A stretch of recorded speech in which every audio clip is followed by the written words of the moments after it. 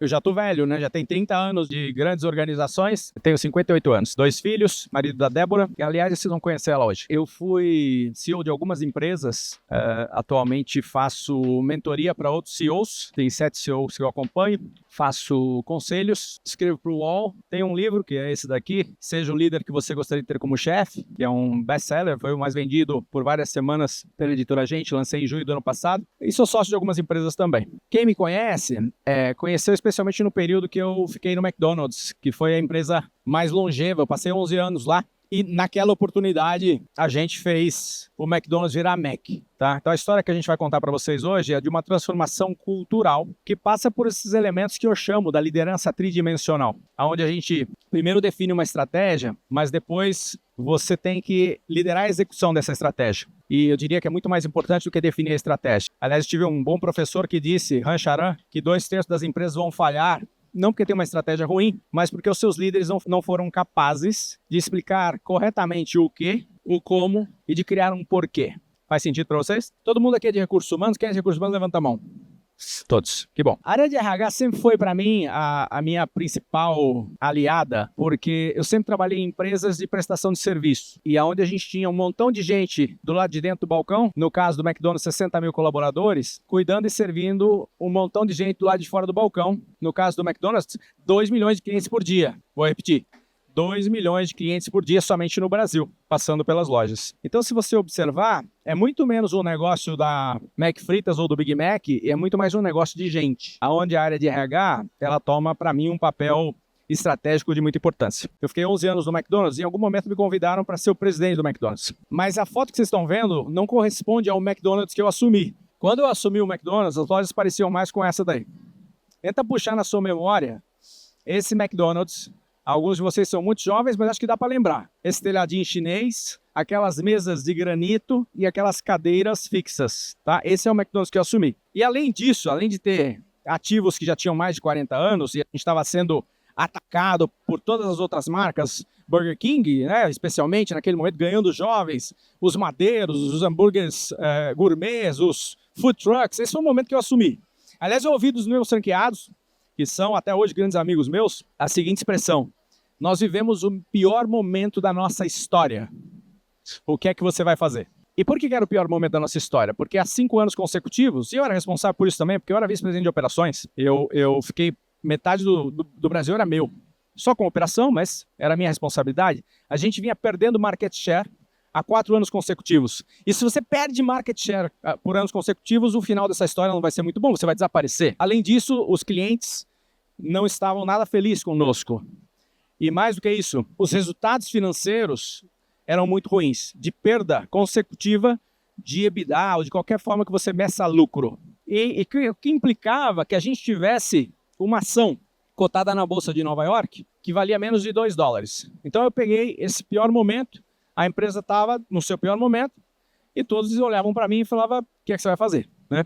Observe que eu fiquei nessa foto aí muito tempo nas cozinhas. Aliás, eu fiquei 1 ano em treinamento. Quando eles me contrataram, eu já havia trabalhado para a PepsiCo e na sua divisão restaurantes, que hoje é Yum Brands, por 7 anos. Ainda assim, eu fiquei 1 ano em treinamento. Acreditem. E pelos primeiros 5 meses, ninguém sabia o que aquele cara ia fazer na empresa. Eu era mais um colaborador. E foi uma experiência sensacional, porque além de aprender os procedimentos, os playbooks, fazer o Big Mac bem feito, quanto vai de cebola, quanto vai de alface, eu passei 1 ano fazendo o que vocês fazem muito. Eu passei 1 ano estudando gente. Estudando o que estava acontecendo com o comportamento do colaborador, que também estava insatisfeito com o McDonald's, turnover altíssimo, e especialmente com o cliente, que declarava que a sua satisfação já não era melhor. Naquela oportunidade, nós fizemos muitas alterações em termos de estrutura na empresa. Gente saindo, gente entrando. E uma das alterações que a gente fez foi na área de marketing. E eu tive aí o privilégio, a sorte de encontrar um jovem, que é um grande amigo meu, que talvez vocês conheçam, que naquela época não era o grande marqueteiro do Brasil, mas hoje que é o João Branco. E dizer, João, você vai assumir essa cadeira. E o João foi um grande parceiro na construção de várias estratégias de marketing. Mas além disso, eu quero deixar claro para vocês que a gente fez muito mais coisas nessa empresa para atingir os resultados que eu vou mostrar para vocês na sequência. E eu estou falando de clima organizacional, estou falando de cultura organizacional. Qual é o seu papel como recursos humanos ou como líder nessa transição? Agora, eu preciso explicar que a forma de fazer isso foi bem diferente. A gente, na época, eu pedi para o João conduzir uma pesquisa com um N muito grande, 8.000, em 14 cidades brasileiras. Então a gente escutou o brasileiro, porque a gente queria realmente uma radiografia do que estava acontecendo na relação entre o brasileiro e aquela marca. E eu me lembro bem que o João falou assim para mim, deixa comigo, porque eu tenho também no meu time o João Bosque. A gente havia trazido o João Bosque, que está lá até hoje, como o diretor que seria responsável pela área de insights, de consumer insights, e insights do consumidor. O João vinha da BRF, e o outro João, né? E ele falou assim, deixa comigo, chefe, que pesquisa é a minha especialidade. Mas, Rayane, eu tive uma ideia, porque eu falei assim, Joãos, essas pesquisas serão diferentes. Porque além de que a gente tenha bons pesquisadores indo às casas dos clientes, eu gostaria que nós fôssemos às casas dos clientes. Tá dando para entender? Assim como a Suelen está usando esse crachá, que está escrito Suelen, coordenadora de RH, estava escrito assim, Paulo Camargo, pesquisador. Eles não sabiam que eu trabalhava para o McDonald's. E foi muito rico isso. E eu quero compartilhar com vocês a sensação que uma jovem de 22 anos na cidade de Cotia passou para a gente naquela pesquisa, porque essa jovem falou algo que resume as outras 7.999 pesquisas que foram feitas. Quando perguntada pelo entrevistador, e ele sabe como fazer isso, né? Ele disse mais ou menos assim, minha jovem, o que é que está rolando, ele usou esse verbo mesmo, na sua relação? Logo ele se corrigiu e disse, não, no seu relacionamento com a marca McDonald's. Sabe o que ela respondeu? Mais ou menos assim, eu ainda gosto do McDonald's, mas eu sinto que o McDonald's, ele não gosta mais de mim. E você pode imaginar, eu era o CEO daquela empresa, eu era o culpado por isso, eu era o responsável por isso. A sensação não foi muito boa. Mas eu tinha duas maneiras. Uma era de encarar esse e achar que ela estava errada, a outra era dizer, cara, vamos mudar essa história. E eu não sei se você está percebendo, mas nós estamos falando sobre uma história de amor. Uma história de amor entre uma população de 220 milhões de pessoas, que são os brasileiros, e uma das maiores marcas do mundo. E eu não sei você, Suelen, não sei você, Rayane, mas eu já fiz algumas loucuras por amor. E nesse caso eu fiz mais uma. Porque nós decidimos mudar o nome de uma das maiores marcas do mundo, naquele momento, sem pedir permissão. Não sei se você está me entendendo. Tem um dono dessa marca que está nos Estados Unidos, está em Chicago. E por que falava que foi sem pedir permissão? Porque se tivesse pedido, qual teria sido a resposta? É óbvio que não. Você que trabalha numa grande empresa, sentadinho em Chicago, no meu ar-condicionado, eu diria não também. Então nós fizemos de uma maneira diferente. Agora, eu preciso confessar para você que aquele voo Chicago, ou melhor, Guarulhos-Chicago, foi o voo mais tenso da minha vida, porque eu não sabia como seria recebido lá. A gente mudou a marca numa quinta-feira e essa visita a Chicago foi na terça-feira da semana seguinte. E eu vou contar detalhes para vocês que poucas pessoas sabem, mas parece que a natureza não queria me ajudar, Flávia, porque quando eu cheguei em Chicago, estava chovendo em Chicago. Ou seja, eu já cheguei na reunião todo molhado. Entramos na reunião, eu e o João Branco ia comigo. E entrou, a primeira pessoa na sala foi a diretora de marketing para a América Latina, Silvana, que era brasileira, mas trabalhava lá. Sabe o que ela fez? Ela olhou para mim assim e virou a cara. E saiu da sala bufando. Eu olhei para o João e falei assim, João, você vai ter que fazer a melhor apresentação da sua vida. Prepare. E o João estava pronto. O João tinha todos os dados. O João tinha todos os números, todos os gráficos. Na sequência, depois da Silvana, entrou o chefe dela, o CMO global, o dono da marca, o Colin. E como eu falei para vocês, Elisângela, parecia que a natureza não queria me ajudar, porque o Colin tinha 1,90 m. Ou seja, eu ficava olhando para ele de baixo para cima. A sensação não era muito boa. Mas, como eu falei para você, o João estava pronto, ele ia começar a apresentação, ele tinha todos os números. Mas sabe quando você percebe que aquela conversa não era sobre números? Aquela conversa era sobre gente. Era sobre gente. E aí, do nada, sabe quando aquela conexão vem lá de cima e fala pra você assim, faz um negócio diferente? Eu fiz um negócio diferente. Eu chamei o Colin para um canto e falei, antes do João começar, eu preciso te contar uma história, Colin. E ele olhou pra mim assim, com aquela cara assim, que não estava entendendo muito bem. E ele não sorria muito, sabe? Quando aquele cara não sorri, você não sabe se ele está gostando, se ele não está gostando. Mas logo eu disse pra ele assim, eu vou te contar a história da Débora. A Débora é minha esposa. Aí ele olhou para mim, mas da Débora? Eu falei, sim, porque você vai entender quando eu terminar a história. A Débora, ela tem duas maneiras de falar comigo. Uma, quando ela tá brava comigo. E quando ela tá brava comigo, ela tem uma maneira de me chamar que é assim. Paulo Sérgio! Lembra a minha mãe? Às vezes sai Paulo Sérgio de Camargo. E ela quer me dar algum esporro. Mas tem uma outra Débora. E quando quer demonstrar todo o carinho e todo o amor que ela sente por mim, e eu sei que ela sente por mim, ela me chama pelo meu apelido carinhoso. Que eu vou revelar para vocês agora. Ela me chama de gordo. Gordo, gordinho. Aí eu olhei pro Colin e falei assim, Colin, Paulo Sérgio de Camargo é McDonald's, o jeito que a gente fala lá no Brasil. mais gordo, gordinho. É Mac. É Mac. É o jeito carinhoso que o brasileiro nos trata. Na verdade, faltava coragem pra gente fazer o que a gente fez. Sabe o que ele fez? Nada. Ficou olhando pra mim por uns 5 segundos, assim, sem fazer nenhum gesto facial, nem falar nada. E aqueles 5 segundos pareceram pra mim 5 horas, porque não terminavam nunca. Mas, de repente, do nada, Flávia, ele soltou aquele sorrisão e disse mais ou menos assim: Paulo, olha que interessante, eu também tenho um apelido. E só as pessoas que querem demonstrar todo o carinho, todo o amor que elas sentem por mim, elas usam naquele momento. Paulo, João, brasileiros, parabéns pela iniciativa. A gente precisa mais desse tipo de coisa. O que é que vocês precisam de mim? E aí a gente fechou um waiver para usar esse nome por algum tempo em alguns restaurantes, no Macmill da Avenida Paulista para a vida inteira.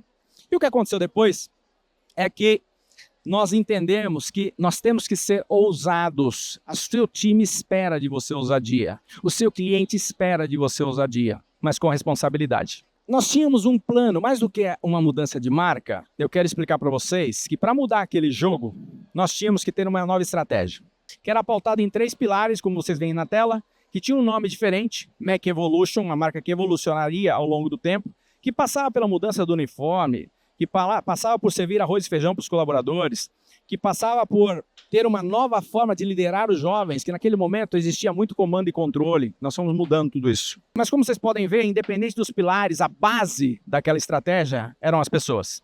E aqui, o grande aspecto que eu quero compartilhar com vocês é que o nosso papel, especialmente no momento da inteligência artificial, é sim definir o que vai ser feito. E se você tem um que vai ser feito, você vai ter que ter um como vai ser feito.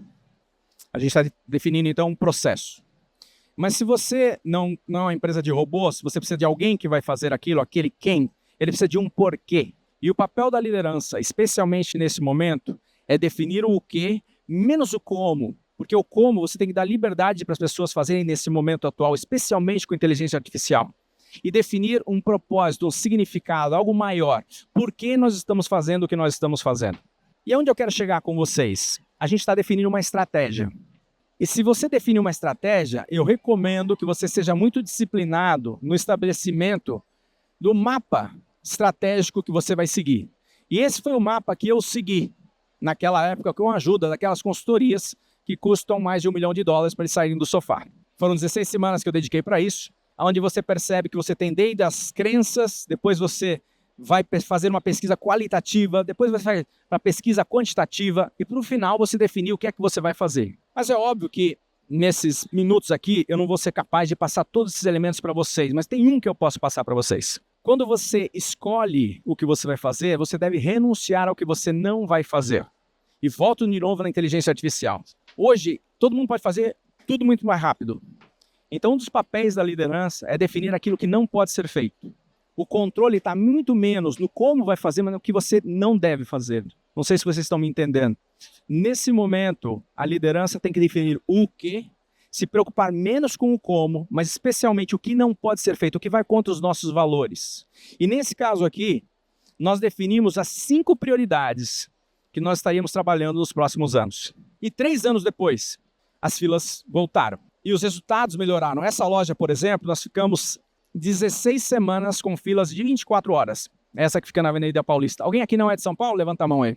Se você for fazer um circuito turístico hoje, vão te levar ao mercado municipal, comer um pastel de bacalhau, um sanduíche de mortadela, talvez o Museu do Ipiranga e o Macmill na Avenida Paulista, que se tornou um ponto não só brasileiro, mas mundial. Lembra que eu falei que nós tínhamos turnover alto? Alguém aqui é do varejo? Levanta a mão quem é do varejo. O varejo está sofrendo muito, todo mundo está sofrendo, mas especialmente o varejo, a questão de turnover, tá? E lá nós tínhamos o turnover fora do controle. Esse projeto aqui, que nós chamamos de Programa Up, que o objetivo era dar um up na experiência do colaborador, foi especialmente meu. Eu fiquei 3 anos em cima dele, uma vez por mês eu vinha com a equipe. Eu tinha um diretor, esse aqui é o diagrama de Ishikawa, né? A gente tem turnover crescente, várias causas desse mesmo problema. A gente segmentou aqui em diferentes dimensões do problema. Eu tinha um diretor responsável por cada uma dessas dimensões e eu tinha um gerente responsável para cada uma das espinhas pequenas de peixe. Alguns chamam esse diagrama de espinha de peixe. Onde eu quero chegar com vocês? Não foram 4 semanas ou 3 semanas depois que a gente começou que tiveram os resultados. Não foram 3 meses depois, não foram 3 trimestres depois. 3 anos depois. E eu sabia que a gente estava na direção certa. 3 anos depois. Normalmente os programas são param no meio do caminho. 3 anos depois, esse programa reduziu turnover e absenteísmo pela metade. Numa empresa de 60 mil colaboradores, se você reduz o turnover e absenteísmo pela metade, além de melhorar a experiência do cliente, que as pessoas estão melhores treinadas, você economizou centenas de milhões de reais. O NPS, ou seja, como você chama na sua empresa, a satisfação do cliente, daqueles que declaram altamente satisfeitos, melhorou 25 pontos percentuais. Voltamos a ser a marca que liderava em todos os atributos relacionados à marca. E os resultados financeiros também acompanharam. A venda cresceu, o EBITDA, que é uma das formas de medir o lucro, 400 pontos, e a ação, lembra que eu falei que valia $2? Passou a valer $8, 3 anos depois.